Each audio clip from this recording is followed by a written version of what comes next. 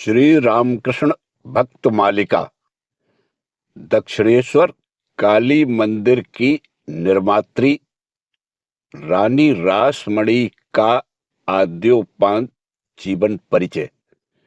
जय ठाकुर, जय मां। रानी रासमणी का नाम श्री रामकृष्ण भाव प्रचार के इतिहास के साथ घनिष्ठ रूप से जुड़ा हुआ है। बुद्धिमती एवं धर्मप्राण रानी ने प्रारंभिक काल में ही श्री रामकृष्ण देव की महिमा समझ ली थी।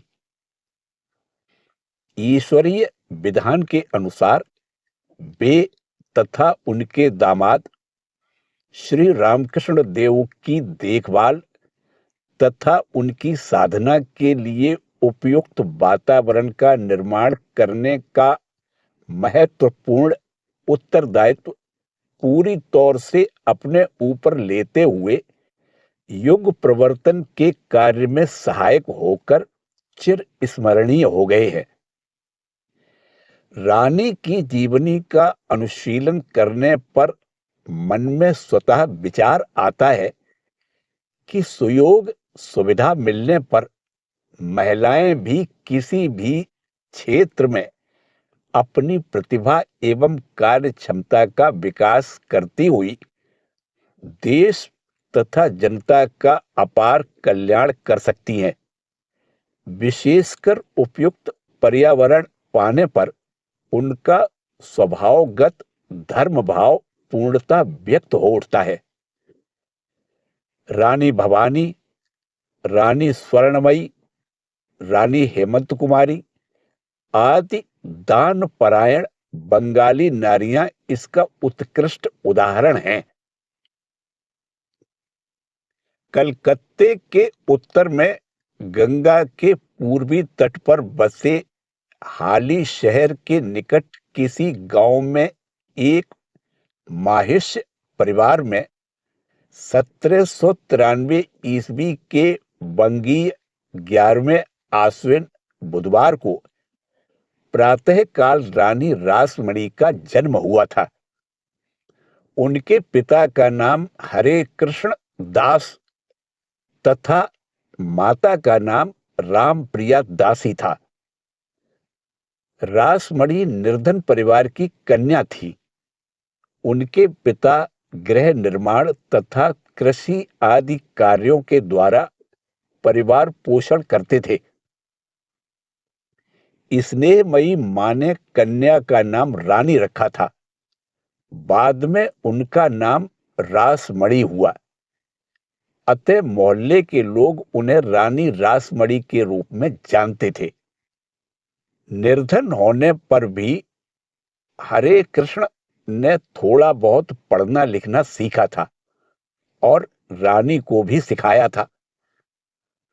उनके घर में रात को बंगला रामायण, महाभारत, पुराण आदि का पाठ हुआ करता था तथा उसे सुनने को अनेक ग्रामवासी एकत्र होते थे। इसके अतिरिक्त कृष्ण भक्ति परायण दास दंपत्ति माला, तिलक आदि भी धारण करते थे। रानी ने भी माता पिता से निष्ठापूर्वक यही सब बातें सीखी थी। रानी की माता दीर्घजीवी नहीं थी। कन्या को 7वां वर्ष लगते ही 8 दिन तक सन्निपात ज्वर का कष्ट भोगकर उन्होंने इहलोक से विदा ली। क्रमशः रानी को 11वां वर्ष लगा। उस समय उसका रंग गोरा, शरीर सुंदर व सुगठित तथा केश काले और लंबे थे। उसका रूप अनुपम ना भी हो तो भी उसे सुंदरी कहा जा सकता था तथा वह सभी क्षेत्रों में सुलक्षण संपन्न थी। इसी समय जान बाजार के धनाढ्य जमींदार प्रीतराम दास के पुत्र श्री राजचंद्र के दूसरी बार विधुर हो जाने पर उनके लिए एक कन्या की खोज हो रही थी। राजचंद्र बाबू बीच बीच में नाव द्वारा त्रिवेणी में स्नान करने जाया करते थे। एक बार जब वे वहां गए तो संयोग से रानी भी वहीं एक दूसरे घाट पर आई हुई थी। लोगों ने दूर से ही उसे राजचंद्र बाबू को दिखाया। तद उपरांत पुत्र की संपत्ति जानकर प्रीतराम बाबू ने हरे कृष्ण दास के पास विवाह का प्रस्ताव भेजा।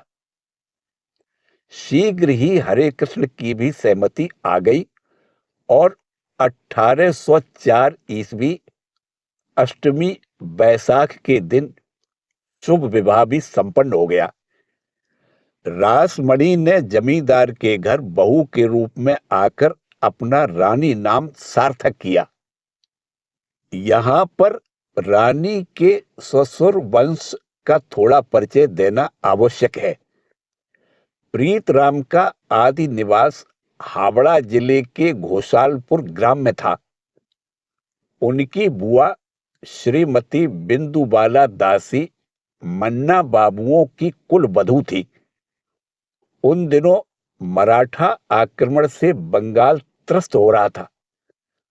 उन्हीं संकट के दिनों में प्रीतराम अपने रामतनु तथा काली प्रसाद नामक दो छोटे भाइयों के साथ घर छोड़कर कलकत्ता आए और बुआ के घर रहते हुए विद्यालय में अध्ययन करने लगे। श्री अक्रूर चंद्र मन्ना उन दिनों डंकिन साहब के दीवान थे। प्रीतराम की पढ़ाई समाप्त हो जाने पर मन्ना बाबू ने उनको ले जाकर साहब के बेलिया घाट के नमक के व्यवसाय में थोड़े से वेतन पर क्लर्क के काम में लगवा दिया। तद उपरांत जयसोर के मजिस्ट्रेट साहब के साथ परिचय हो जाने पर प्रीतराम ने उनकी सहायता से कुछ दिन ढाका शहर में नौकरी की। फिर अपनी कुशलता के फलस्वरूप वे नाटौर के राजा के दीवान पद पर नियुक्त हुए।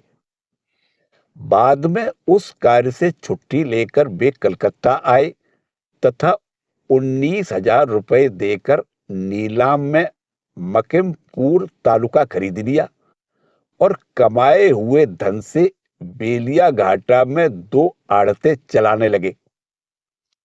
इनमें से एक में बांस और दूसरे में मकिमपुर परगने से प्राप्त वस्तुएं बिका करती थी। बहुत से बांसों को एक साथ बांधकर नदी में बहाकर एक स्थान से दूसरे स्थान को ले जाया जाता है। ऐसे गट्ठों को बंगला में बांस का माड़ कहते हैं। तद अनुसार प्रीतराम माड़ के नाम से पहचाने जाने लगे। इस व्यवसाय के अतिरिक्त वे नीलाम की चीजें खरीदकर साहब लोगों को बेचते तथा उनके लिए रसद जुटाने का कार्य भी किया करते थे। इन सब कार्यों में उन्होंने अच्छा खासा धन कमा लिया। अपने उद्यम से ही प्रीतराम ने अपनी आर्थिक अवस्था बहुत सुधार ली। यह देखकर अक्रूर चंद्र के भाई युगल किशोर मन्ना ने उनके साथ अपनी कन्या के हाथ पीले कर दिए तथा दहेज के रूप में उन्हें 16 बीघा जमीन भी दी। बाद में उसी पर प्रीतराम का आवासीय भवन निर्मित हुआ। उनके 2 पुत्र हुए, हरचंद्र और राजचंद्र। हरचंद्र ने निसंतान ही शरीर त्याग किया। राजचंद्र की बात हम पहले ही कह आए। सौभाग्यवती रानी रासमणि ससुराल में आकर धन के मद में न फूलकर पहले के ही समान गृह कार्यों में व्यस्त रहने लगी। सास के मना करने पर भी वे नहीं सुनती थी। इसके अतिरिक्त पूजा पाठ आदि में उनकी विशेष रुचि थी और सास ससुर का चरणोदक लिए बिना वे भोजन पर नहीं बैठती थी। इन्हीं सब कारणों से तथा उनके आने के बाद से ससुराल की आर्थिक प्रगति होते देखकर सभी का रानी के प्रति विशेष स्नेह हो गया था। राजचंद्र प्रीतराम के ही समान कर्म कुशल थे। इसके अतिरिक्त बुद्धिमती पत्नी को परामर्शदात्री के रूप में पाकर वे अधिकाधिक सफलता से मंडित होने लगे। अंततः 1817 ईस्वी में प्रीतराम ने 6.5 लाख मुद्राएं तथा बहुत सी अचल संपत्ति छोड़कर शरीर त्याग किया। तब एकमात्र उत्तराधिकारी के रूप में राजचंद्र ने सारा कार्यभार अपने हाथों में ले लिया। राजचंद्र अपनी निरहंकारिता, बुद्धिमत्ता तथा उदारता के लिए कलकत्ते के तत्कालीन समाज में सुप्रसिद्ध थे। उनकी प्रिंस द्वारकानाथ ठाकुर, अक्रूर दत्त, काली प्रसाद सिंह तथा राजा राधाकांत देव बहादुर आदि प्रसिद्ध व्यक्तियों के साथ घनिष्ठता थी। इसके अतिरिक्त उनकी लॉर्ड ऑकलैंड तथा ईस्ट इंडिया कंपनी के एक अभिजात भागीदार जॉन बेब साहब के साथ भी मित्रता हो गई थी। इन सब उपलब्धियों तथा सद्गुणों के कारण उन्हें सरकार से राय बहादुर की उपाधि प्राप्त हुई थी। राजचंद्र जैसी विशाल संपत्ति के अधिकारी हुए थे, उनका दान भी वैसा ही महान था और इस कार्य में उन्हें अपनी सहधर्मिणी रासमणि से यथेष्ट प्रोत्साहन भी मिलता था। इनके अनेकों सत्कार्यों में से कुछ यहाँ विशेष उल्लेखनीय हैं। 1823-24 ईस्वी में पश्चिम बंगाल के अनेक स्थानों में बाढ़ आई, जिसने बहुत से परिवारों को विपदग्रस्त तथा सहाय संबलहीन कर दिया। उस समय रानी ने उनके खाने पीने तथा रहने की व्यवस्था में बहुत धन व्यय किया। उसी वर्ष अपने पिता का देहावसान हो जाने पर रानी चतुर्थी कर्म करने गंगा तट पर गई तो देखा कि घाट कीचड़ से भरा, ऊबड़ खाबड़ और खतरनाक बन गया था। रास्ता भी वैसा ही अनुपयोगी था। अतः कार्य संपन्न हो जाने पर घर लौटकर उन्होंने राजचंद्र बाबू से घाट तथा रास्ता बनवा देने का अनुरोध किया। तद अनुसार थोड़े दिन बाद ही कंपनी की अनुमति से राजचंद्र के धन से पहले बाबू घाट 1830 ईस्वी में और बाद में बाबू रोड की निर्मित हुई। इसके अतिरिक्त भी रामचंद्र ने अपनी माता की स्मृति में अहिरी टोला के गंगा तट पर एक घाट बनवाया। नीमतला में मुमूर्षु गंगा यात्रियों के लिए गृह निर्माण तथा उसमें चिकित्सक और द्वारपाल की व्यवस्था उनकी एक अन्य कीर्ति थी।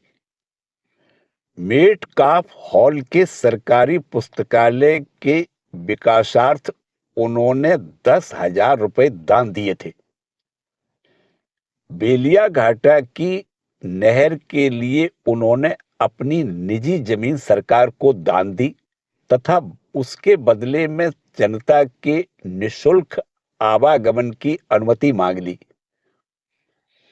उनकी एक और कीर्ति भी चाणक्य में सर्वसाधारण के लिए तालाब खुदवाना, सत्यवादिता तथा प्रतिज्ञा पालन के लिए भी राजचंद्र सुपरिचित थे। हुक डेविडसन एंड कंपनी के व्यवस्थापक रामरतन बाबू उनके मित्रों में से एक थे। उनके अनुरोध पर एक बार राजचंद्र उस कंपनी के मालिक को 1 लाख रुपए ऋण देने को राजी हुए। अगले दिन ही पता चला कि साहब दिवालिया हो गए हैं। तथापि राजचंद्र ने अपने दिए हुए वचनानुसार उन्हें ऋण दिया। 1806 ईस्वी में इस धर्मप्राण दंपत्ति के पद्ममणि नाम की एक पुत्री हुई। फिर 1811 ईस्वी में दूसरी कन्या कुमारी, 1816 ईस्वी में तीसरी कन्या करुणा और 1823 ईस्वी में सबसे छोटी कन्या जगदम्बा का जन्म हुआ।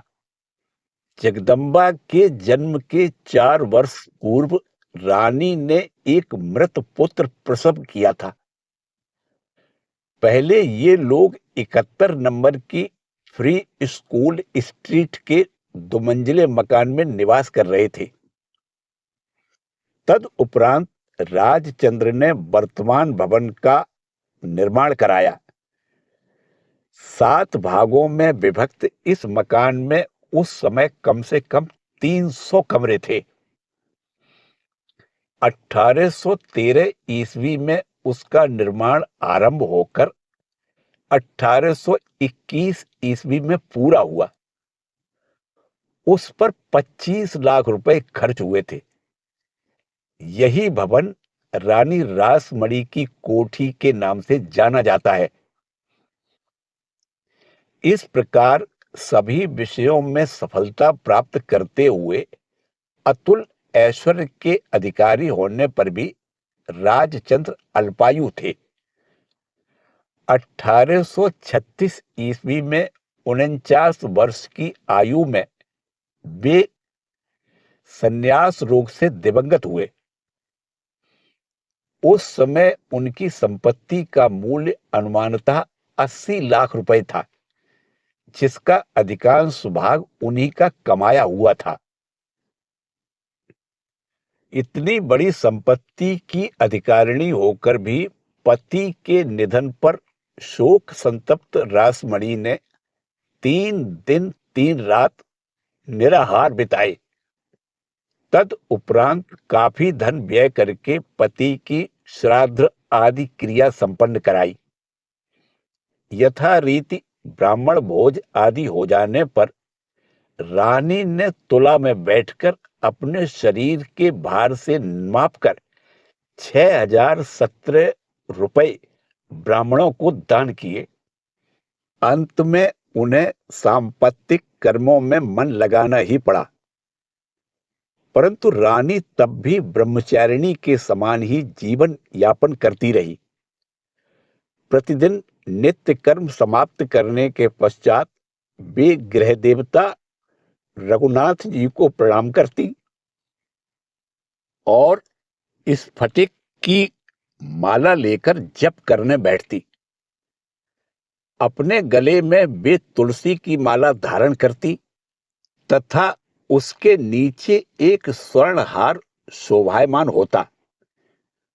पूरे दिन कार्य व्यवस्था तथा विश्राम आदि के पश्चात संध्या के समय वे पुनः देव अर्चना को बैठती।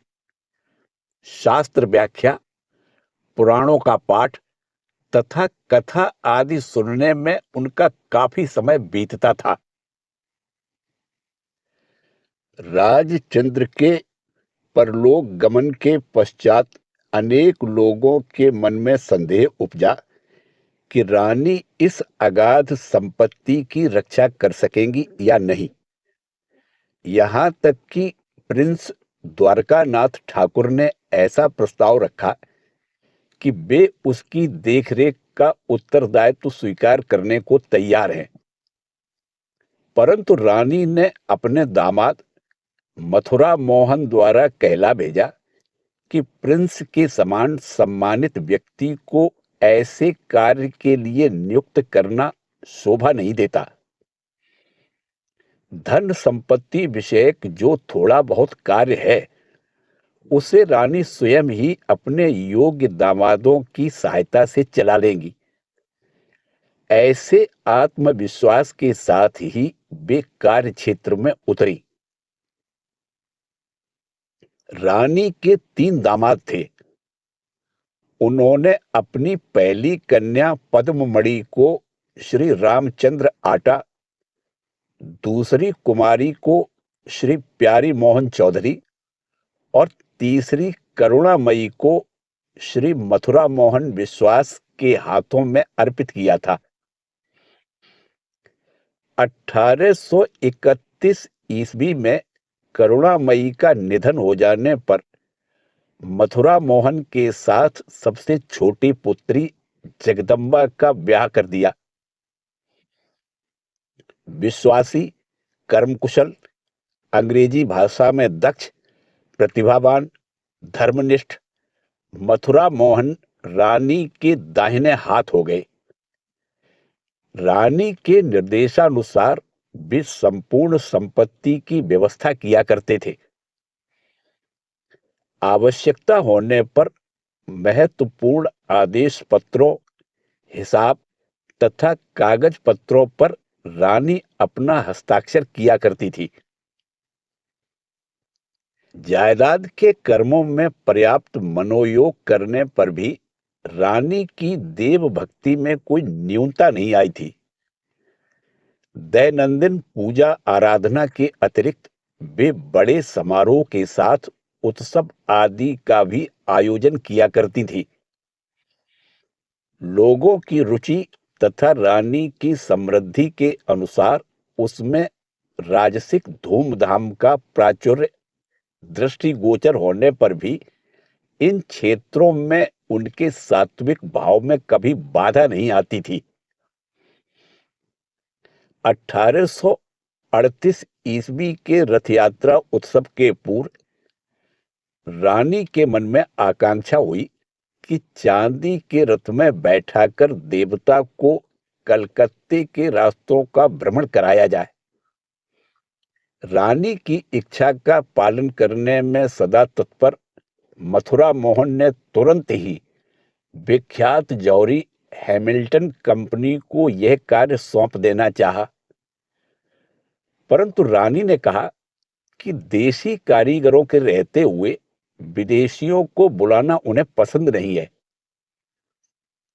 अतः देशी कारीगर बुलाए गए और यथा समय रथ बनकर तैयार हो गया। तद उपरांत स्नान यात्रा के दिन धूमधाम के साथ रथ की प्रतिष्ठा हुई। कुल खर्च 1,22,115 रुपए आया। रथ यात्रा के दिन रानी के तीनों दामाद नंगे पैर रथ के आगे आगे चले और पौत्र पौत्रियां भी विविध यानों पर रथ के पीछे पीछे चले। इसके साथ साथ विराट शोभा यात्रा निकली। दुर्गा पूजा के उत्सव में भी वे लगभग 50-60 हजार रुपए खर्च किया करती थी। उसमें ब्राह्मणों को दक्षिणा एवं सुहागिनियों को शंख की चूड़ियां, सिंदूर, वस्त्र आदि देने पर आमंत्रित होकर या बिना आमंत्रण आए लोगों को यथेष्ट भोजन कराने की व्यवस्था रहती थी। एक बार दुर्गा पूजा की षष्ठी के दिन प्रातःकाल जब ब्राह्मण गण वाद्य आदि के साथ चारों दिशाओं को गुंजाते हुए नव पत्रिका को स्नान कराने के लिए भागीरथी की ओर जा रहे थे, तो बाबू रोड के निकट रहने वाले किसी गोरे की निद्रा में विघ्न हो जाने से उसने अधिकारियों की सहायता से उसे बंद करवाना चाहा। समाचार पाकर रानी के सेवकों ने अगले दिन और भी अधिक वाद्य आदि की व्यवस्था की। फलस्वरूप दुर्गा पूजा की समाप्ति के बाद रानी के पास निषेधाज्ञा आई और मुकदमा हुआ। उसमें रानी की हार हुई तथा उन पर 50 रुपए जुर्माना भी हुआ। रानी ने जुर्माना तो भर दिया, परंतु साथ ही काठ की बल्लियां लगवाकर जान बाजार से बाबू घाट तक का संपूर्ण मार्ग बंद करवा दिया। जब सरकार ने इसका विरोध किया तो उन्होंने बताया कि यह उनकी अपनी जमीन है और इसकी व्यवस्था वे अपनी इच्छानुसार करेंगी। हार मानकर सरकार ने रास्ता खोल देने का अनुरोध किया और जुर्माने के पैसे वापस कर दिए। तब कहीं रास्ता खुला। रानी रासमणी के घर दोल तथा रासोत्सव पर काफी धन व्यय हुआ करता था। गृह देवता रघुनाथ जी को केंद्र बनाकर उन दिनों सभी सगे संबंधी तथा पड़ोसी आनंद में उन्मत्त हो उठते थे। ब्राह्मण भोज आदि में भी अपरिमित धन व्यय होता था। इसके अतिरिक्त बासंती दुर्गा पूजा, लक्ष्मी पूजा, सरस्वती पूजा तथा कार्तिक पूजा आदि उत्सव भी अत्यंत समारोह पूर्वक संपन्न होते थे। 1850 ईस्वी में रानी ने नाव द्वारा जगन्नाथ दर्शन के लिए यात्रा की थी। मार्ग में मुहाने के पास गंगा में उनकी नाव अन्य नावों से बिछड़ गई और तूफान के कारण खतरा उपस्थित हुआ।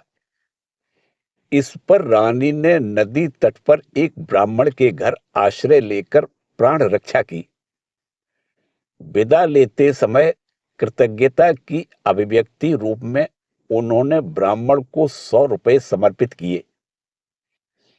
पुरुषोत्तम क्षेत्र की ओर और भी आगे बढ़ने पर रानी ने देखा कि स्वर्ण रेखा नदी की ओर के तट का रास्ता अनुपयोगी हो गया है। अतः उन्होंने अपने व्यय से स्वर्ण रेखा से लेकर काफी दूर तक का रास्ता बनवा दिया। पुरुषोत्तम क्षेत्र में आकर उन्होंने जगन्नाथ, बलराम और सुभद्रा के लिए 60,000 रुपए व्यय करके 3 हीरों से जड़ित मुकुट बनवा दिए। इसके अतिरिक्त उन्होंने पंडे लोगों को भी पर्याप्त धन देकर संतुष्ट किया। अगले वर्ष रानी सागर संगम में स्नान करने गई। उसी वर्ष उन्होंने त्रिवेणी स्नान तथा नवद्वीप दर्शन भी किया। लौटते समय वे डकैतों के हाथ में पड़ गई और 12,000 रुपए भेजने का वचन देकर उन्होंने आत्मरक्षा की। बाद में उन्होंने अपने इस वचन का पालन किया। इसी बीच एक बार वे अपनी जन्मभूमि कोना ग्राम को आई तथा मधुर वार्तालाप, धन दान आदि के द्वारा निर्धन ग्रामवासियों को संतुष्ट किया। उनके मायके के पास गंगा पर घाट नहीं था, अतः ग्रामवासियों के अनुरोध पर उन्होंने लगभग 30,000 रुपए व्यय करके वहां घाट बनवा दिया। इसके अतिरिक्त रानी के धन से ही हुगली तथा बाबूगंज में भी एक एक घाट का निर्माण हुआ। कोना ग्राम से वे हंसेश्वरी देवी का दर्शन करने बंसवाटी गई। वहां राजा नरसिंह देव की पत्नी रानी शंकरी के समक्ष उन्होंने वंशवाटी के ब्राह्मणों को कुछ दान दक्षिणा देने की अभिलाषा व्यक्त की, परंतु रानी शंकरी ने कहा कि रासमणी के दान देने से वहां शंकरी के दान के लिए स्थान ही कहां बचेगा। तब रासमणी को अपना वह विचार त्यागना पड़ा। इसके बाद रानी रासमणी दूसरी बार नवद्वीप दर्शन के लिए गई तथा वहां पंडित मंडली को दान आदि देने में 7 दिन में 20,000 रुपए व्यय किए। दीर्घ 4 वर्ष तक तीर्थ दर्शन आदि में उनके लगभग 4-5 लाख रुपए व्यय हुए थे। रानी की एक और कीर्ति थी गंगा पर लगा जलकर माफ करवाना। एक बार सरकार ने गंगा में मछली पकड़ने पर कर लगा दिया। इस पर दूसरा कोई चारा न देखकर धीवर लोग रानी रासमणी के पास गए। इसका प्रतिकार करने के लिए रानी ने 10,000 रुपए देकर घुसड़ी से मटिया बुरुज तक पूरी गंगा पर अधिकार प्राप्त कर लिया तथा रस्सी और बांसों की सहायता से गंगा वक्ष पर घेरा लगाकर जहाजों और नावों का आवागमन बंद करवा दिया। जब सरकार ने उनके इस कार्य का विरोध किया तो रानी ने कहा कि स्टीमर के चलने से मछलियां अन्यत्र भाग जाती हैं और उससे मछुआरों का नुकसान होता है। इसीलिए सरकार से प्राप्त अधिकार के बल पर ही उन्होंने स्टीमर चलना बंद किया है। अंत में सरकार ने रानी को उनके रुपए वापस किए तथा जल कर उठा लिया। रानी ने भी गंगा से सांकल हटा ली। विजयी रानी के सम्मान में बंगाली जनता गा उठी, हे रमणियों में मणि, रानी रासमणी, आप धन्य हैं क्योंकि आपने बंगाल के यश की रक्षा की है। हे जननी, आप दीनों का दुख देखकर रो उठी तथा अपने घर के रुपए देकर आपने दूसरों की प्राण रक्षा की। सिपाही विद्रोह के समय भी रानी की दूरदृष्टि खरी उतरी थी। उन दिनों परामर्शदाताओं ने उन्हें डगमगाती ईस्ट इंडिया कंपनी के शेयर बेच देने को कहा था, परंतु उन्होंने इस परामर्श को स्वीकार नहीं किया, बल्कि उन्होंने सरकार की सहायता ही की।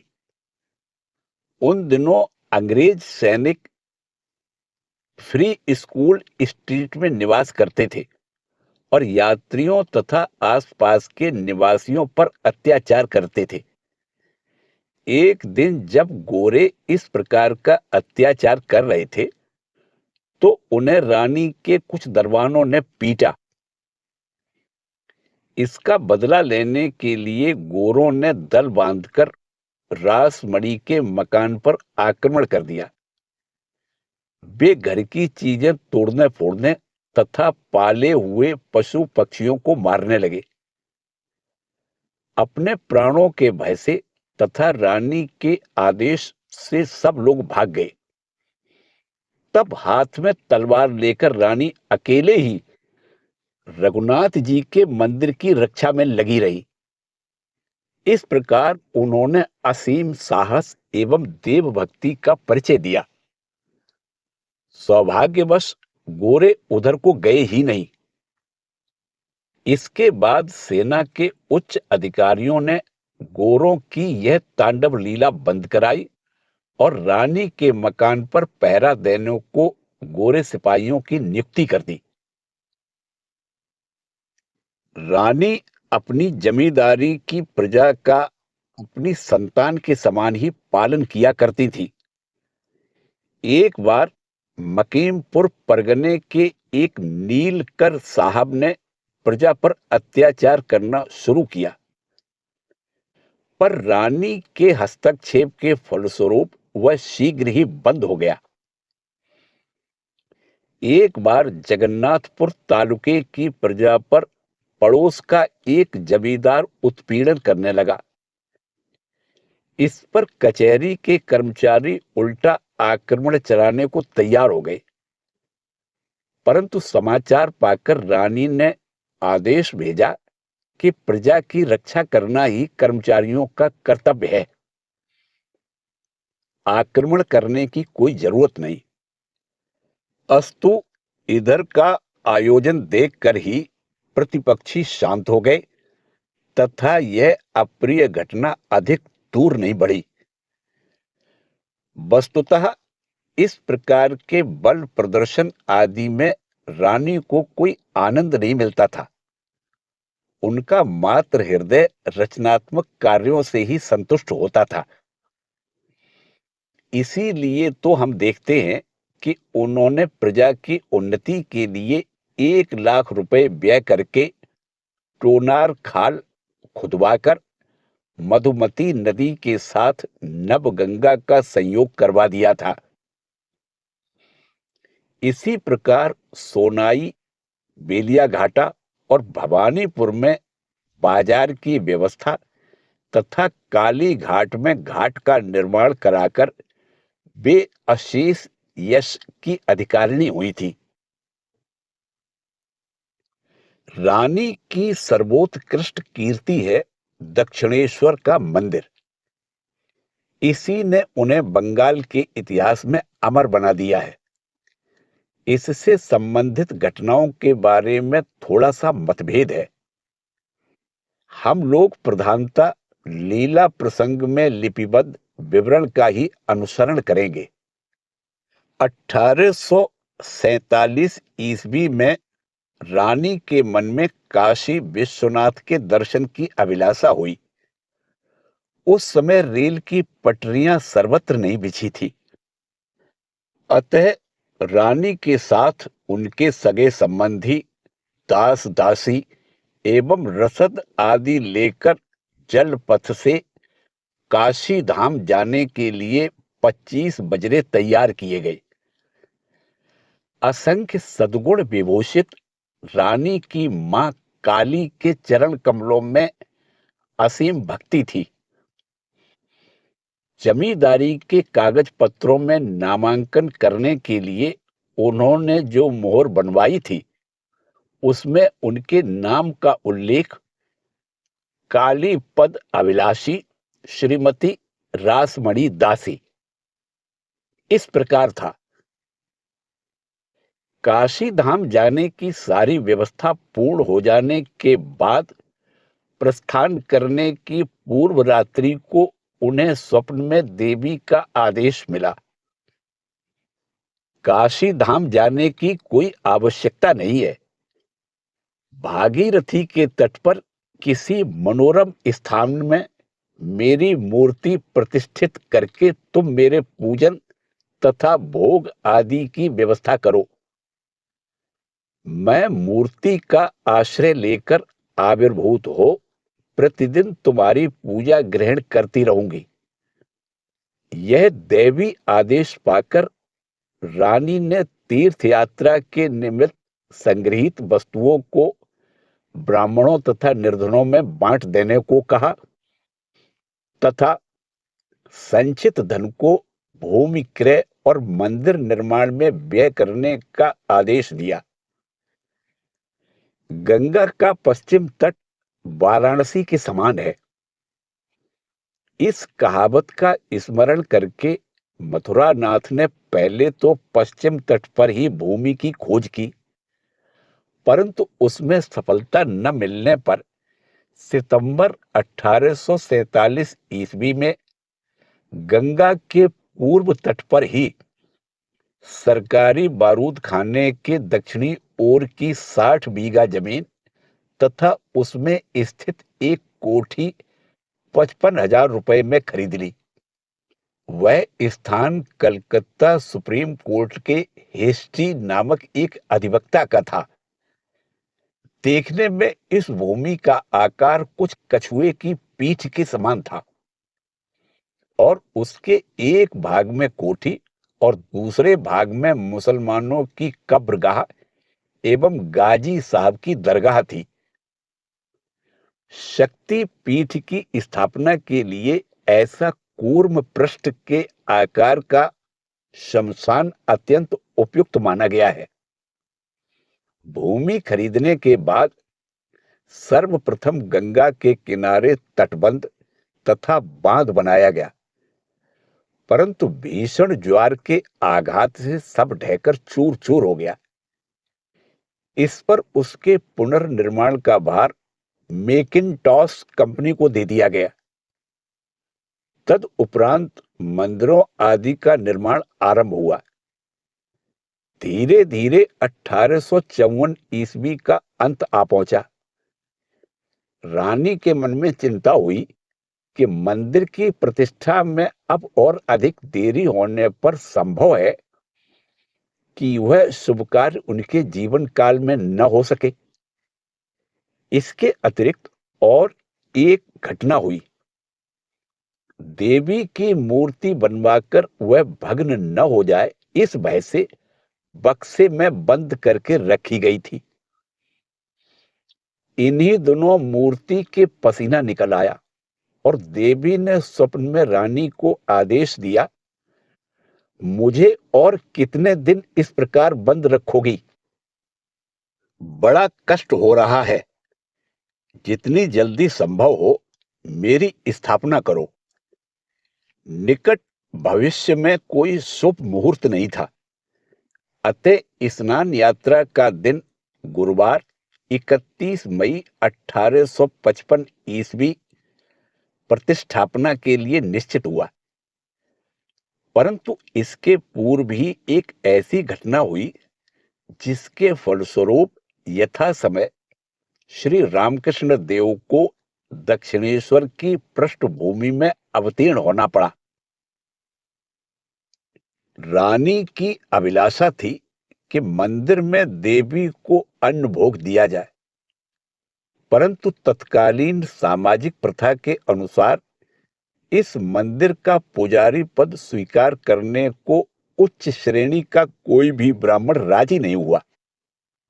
रानी इस विषय में लगभग निराश हो चुकी थी। ऐसे समय झामापुकुर की संस्कृत पाठशाला के अध्यापक तथा श्री रामकृष्ण देव के अग्रज श्रीयुत राम कुमार जी ने विधान दिया, रानी यदि वह संपत्ति किसी ब्राह्मण को दान कर दे और वह ब्राह्मण उस मंदिर में देवी की प्रतिष्ठा करके अन्न भोग की व्यवस्था करे तो शास्त्र मर्यादा की भी रक्षा होगी और ब्राह्मण आदि उच्च वर्ण के लोगों को भी उस मंदिर में प्रसाद ग्रहण करने पर दोष नहीं लगेगा। तद अनुसार रानी ने अपने गुरु के नाम देवालय को अर्पित कर दिया और एक अन्य उपयुक्त पुजारी की आवश्यकता अनुभव कर राम कुमार जी को ही देवी के पूजक पद के लिए नियुक्त कर लिया। पूर्व निर्दिष्ट स्नान यात्रा के दिन दक्षिणेश्वर का वायुमंडल दीयताम भोज्यताम की हर्ष ध्वनि से प्रतिध्वनित हो उठा। रानी ने खुले हाथ धन व्यय करते हुए दूर दूर से आए ब्राह्मणों तथा अतिथियों का सत्कार किया। देवालय के निर्माण तथा प्रतिष्ठापन समारोह में रानी ने लगभग 9 लाख रुपए खर्च किए तथा 2,26,000 रुपए में त्रैलोक्यनाथ ठाकुर से दिनाजपुर ठाकुरगांव महकमे के अंतर्गत सालबाड़ी परगना खरीदकर देव सेवा के निमित्त दान पत्र लिख दिया। रानी का उस समय का सात्विक भाव विशेष उल्लेखनीय है। लीला प्रसंगकार लिखते हैं, देवी मूर्ति का निर्माण प्रारंभ होने के दिन से ही रानी शास्त्र विधि के अनुसार कठोर तपस्या में लग गई। वे त्रिसंध्या स्नान, हविष्यान भोजन, धरती पर शयन तथा यथा शक्ति जप पूजन आदि करने लगी। श्री रामकृष्ण देव अपने बड़े भाई के अनुरोध पर भी पहले तो काली मंदिर में रहने तथा अन्न प्रसाद ग्रहण करने को सहमत नहीं हुए, परंतु दैवी विधान से बाद में उन्होंने इसके लिए सम्मति दे दी। इसके अतिरिक्त उन्होंने मथुरा नाथ के विशेष अनुरोध पर देवी के पुजारी का पद भी स्वीकार किया। इसी सूत्र से उनका रानी के साथ घनिष्ठ परिचय हुआ और दोनों ही एक दूसरे के सद्गुणों पर मुग्ध हुए। इसके पश्चात 1855 ईस्वी के भाद्र मास में नंदोत्सव के दिन गोविंद जी को शयन कराने के लिए पास वाले कमरे में ले जाते समय पुजारी क्षेत्रनाथ लड़खड़ाकर गिर पड़े और विग्रह का एक चरण टूट गया। अब यह प्रश्न उठा कि नई मूर्ति बनवाना उचित होगा या फिर भग्न चरण को ही जोड़ देने से काम हो जाएगा। रासमणि के आमंत्रण पर पंडितों ने आकर सर्वसम्मति से यह विधान दिया कि भग्न मूर्ति को गंगा जी में विसर्जित करके उसके स्थान पर नवीन मूर्ति का निर्माण कराना ही उचित होगा। तद अनुसार नवीन मूर्ति बनवाने का आदेश दे दिया गया। परंतु सभा विसर्जित हो जाने पर मथुर बाबू ने रानी मां से कहा, इस विषय में छोटे भट्टाचार्य की राय तो ली ही नहीं गई, उनका भी मत जान लेना चाहिए। पहले से ही मथुर बाबू को श्री रामकृष्ण देव की भगवत प्रीति का परिचय मिल चुका था। मथुर का प्रश्न सुनकर ठाकुर भावावस्था में बोले, रानी के दामादों में से यदि किसी का गिरकर पैर टूट जाता तो क्या उसे त्याग कर उसकी जगह किसी और को लाकर बैठाया जाता या उसकी चिकित्सा की व्यवस्था की जाती? यहां भी वैसा ही किया जाए। मूर्ति को जोड़कर यथावत पूजा की जाए, उसे त्यागने की जरूरत ही क्या है? यह बात सुनकर रानी आश्वस्त हुई तथा श्री रामकृष्ण देव को मूर्ति निर्माण की कला में पारंगत जानकर उन्होंने मथुरानाथ से सलाह परामर्श करके उन्हीं को इस कार्य का भार सौंप दिया। श्री रामकृष्ण देव के कुशल हाथों यह सुधार का काम इतने सुंदर ढंग से संपन्न हुआ कि ढूंढने पर भी टूटने के स्थान का पता नहीं चलता था। इसके बाद क्षेत्रनाथ को नौकरी से छुट्टी दे दी गई और श्री रामकृष्ण देव पर राधा गोविंद मंदिर की पूजा का उत्तरदायित्व सौंपा गया। इन दिनों भिन्न भिन्न अवसरों पर इसके लिए काली मंदिर में नियुक्त होकर भी ठाकुर जिन विविध भावों से पूजन कर रहे थे, मंदिर के कर्मचारियों ने उसे देखकर अनाचार की संज्ञा दी थी। परंतु फिर भी गुणग्राही बुद्धिमान मथुरानाथ को समझते देर नहीं लगी कि इन्हीं पुजारी की अनन्य भक्ति के फलस्वरूप देवी जागृत होंगी तथा इसी में रानी की मंदिर प्रतिष्ठा की सार्थकता है। रासमणि पहले ही ठाकुर के श्रीमुख से भक्ति रस से भीने भजनों को सुनकर मुग्ध हो चुकी थी। निम्न भजन उन्हें विशेष प्रिय था। गीत का भावार्थ है, मां तुम शिवजी की छाती पर पैर रखकर किस निमित्त खड़ी हो?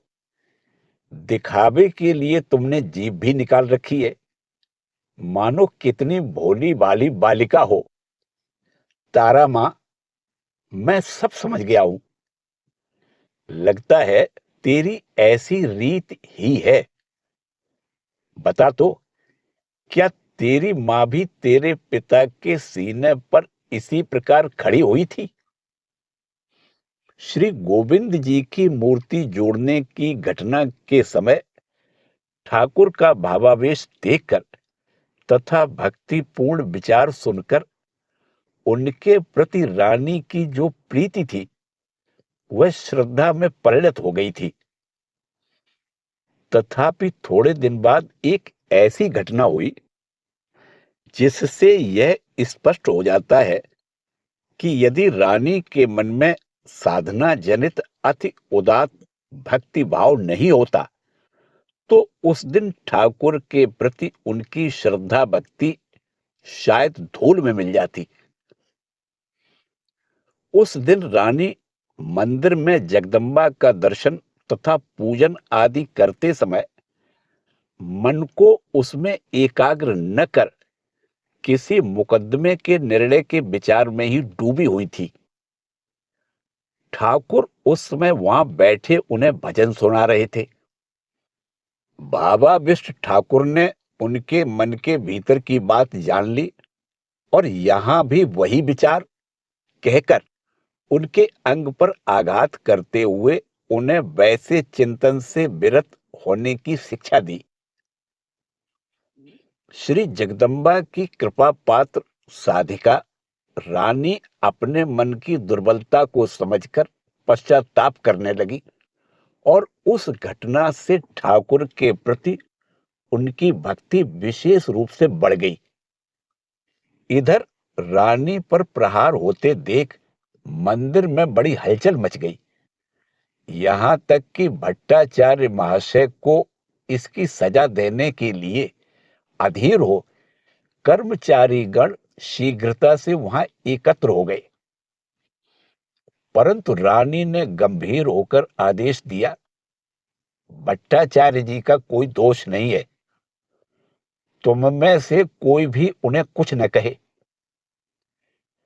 मथुर बाबू ने भी सब कुछ सुनकर अपनी सास जी के आदेश को ही स्वीकृति दी। मंदिर के उद्घाटन मई 1855 ईस्वी के बाद रानी रासमणी अधिक दिन तक इहलोक में नहीं रही। 1861 ईस्वी के प्रारंभ में उन्हें संग्रहणी की व्याधि हुई। दक्षिणेश्वर के लिए खरीदी गई दिनाजपुर की जमींदारी को देवोत्तर करने का दान पत्र तब तक नहीं बन पाया था। अब वे इस काम को पूरा करने के लिए अधीर हो उठी। उनकी 4 कन्याओं में तब पद्ममणि तथा जगदम्बा ही जीवित थी। भविष्य में उस संपत्ति को दुरुपयोग से बचाने के लिए रोग शैया पर पड़े हुए ही रानी ने अपनी दोनों कन्याओं को उसे देवोत्तर करने में अपनी सम्मति व्यक्त करते हुए एक इकरारनामा लिख देने को कहा। जगदम्बा तो इस पर सहमत हो गई, पर पद्ममणि ने हस्ताक्षर नहीं किए। इससे मृत्यु शैया पर पड़ी रानी शांति नहीं पा सकी। अंत में यह सोचकर कि जगदम्बा की इच्छा से जो होने का है वह हो, उन्होंने 18 फरवरी 1861 ईस्वी को देवोत्तर दान पत्र पर हस्ताक्षर कर दिए और वह कार्य पूरा हो जाने के दूसरे ही दिन मंगलवार को वे शरीर त्याग कर देवी लोक को प्रस्थान कर गई। शरीर त्याग के कुछ समय पूर्व से ही रानी रासमणी अपने आदि गंगा के तट पर स्थित मकान में आकर निवास कर रही थी। प्राण निकलने के थोड़ी देर पहले जब उन्हें गंगा गर्भ में लाया गया तो सामने जो अनेक दीप जल रहे थे उन्हें देखकर वे सहसा कह उठी, हटा लो, हटा लो, यह सब रोशनी अब अच्छी नहीं लगती। अब मेरी मां आ रही है। उनके श्री अंग की प्रभा से चारों दिशाएं आलोकित हो रही हैं। कुछ ही देर बाद, मां तुम आई हो। पद्मा ने तो हस्ताक्षर नहीं किए, क्या होगा मां? इतना कहकर ही पुण्यवती रानी शांत भाव से माता की गोद में शयन करके महासमाधि में विलीन हो गई। इस समय रात का दूसरा पहर बीत चुका था। ऐसी भक्तमती देवी के जीवन का पूरा तात्पर्य लौकिक दृष्टि से समझ पाना असंभव है। इसकी थोड़ी सी धारणा करने के लिए हमें पुनः श्री रामकृष्ण देव की वाणी का ही मनन करना होगा। उन्होंने कहा था, रानी रासमणी श्री जगदम्बा की अष्ट नायिकाओं में एक थी। उनकी पूजा का प्रचार करने के लिए ही वे धराधाम पर आई थी। रानी के प्रत्येक कार्य से जगन माता के प्रति उनकी अचल भक्ति ही प्रकट होती थी। इसी के साथ रानी रासमणी का जीवन परिचय समाप्त होता है। जय ठाकुर, जय मां।